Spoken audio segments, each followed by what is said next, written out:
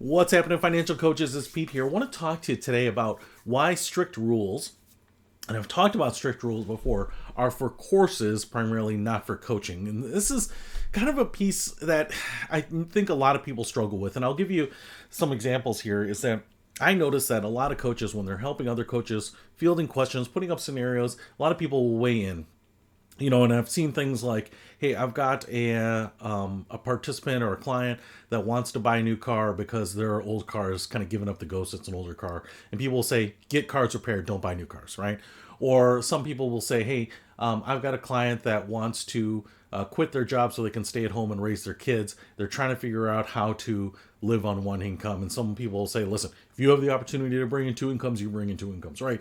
And what I'm talking about here is applying strict rules to people is not really coaching. It's not coaching at all, to be really honest. But the blur here is that when we're financial coaching, we're usually not staying within the boundaries of just financial coaching. We're doing a little financial counseling, a little financial education, sometimes a little financial therapy, whatever it might be, right?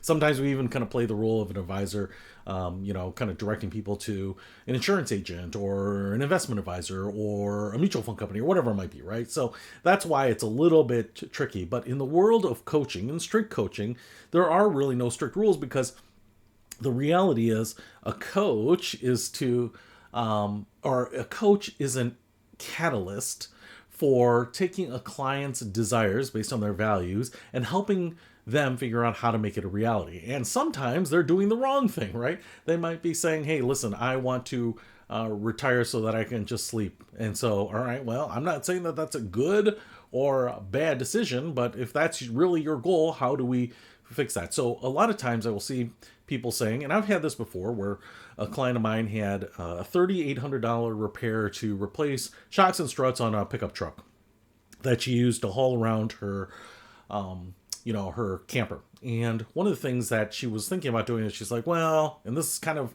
typical, I think, is, you could fix that now, or you could buy a new car. And it's really not like, hey, $3,000 repair versus a $40,000 new truck is not really the calculus people are doing in their head. People are doing, well, it's a $3,000 repair, but how many more $3,000 repairs am I going to have along the way? And some people are just saying, hey, I don't want that interruption.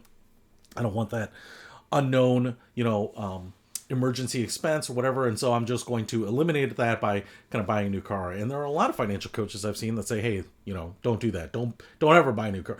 Some people say never buy a new car, only buy used cars, or only buy used cars that you can pay for in cash, or some say only lease a car. Some coaches say never lease a car. I am not for that at all. I mean, I think leasing a car can be, and I did a video on that, can be an excellent solution for some people. So what I'm saying here is that the strict rules are usually either for financial education or courses, where you are providing, hey, this is how I did it, right? You have this problem. I have this course. It has 5, 6 rules, steps, whatever it might be, and they are hard and fast, and you have to abide by them. And the reason is because you can't make a choose your own adventure course. It's just not reasonable to have every possible situation and say, hey, what is your current situation? And then from there, we kind of go through this decision tree, and here are some of your best options, right? This is very much the Dave Ramsey baby steps model, is that you can do what he wants you to do. You can get out of debt, make some savings, get financially secure, get peace in your life without going through the baby steps. But what he's trying to do here is to create a course and steps and a program that is not adjustable, because, for the vast majority of people, they just need a concrete path, decision, guide to get them out of debt and on a path to self-sufficiency.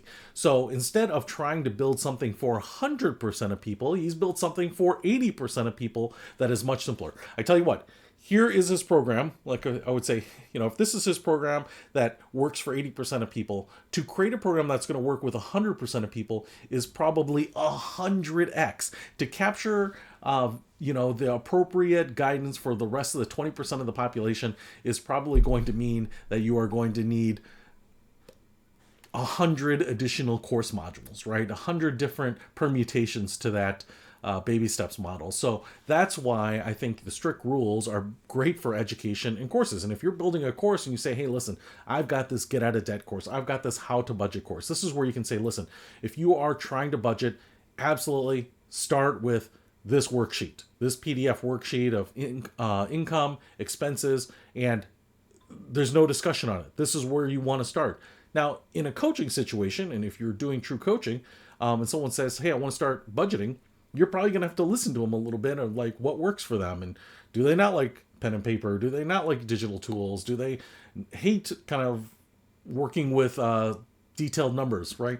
And you're going to probably have to figure out some things. It might just be the envelope model. It might be other things, right? It might be an app or working with an accountability partner or whatever it might be. And that's the point of coaching, is that I don't really have any rules. I'm going to hear about you and we're going to try to come up with something that fits your needs best. But in absence of that, right, now I can have some strict rules. And especially if I'm working with someone digitally or over video, recorded video, coursework, whatever, or even a workbook. If I'm putting together a workbook that I'm going to provide to you, I'm going to put in strict rules in there, just so that it's nice and simple, so it's as succinct as possible, but hopefully it'll work with 50, 60, 70, 80% of the people out there.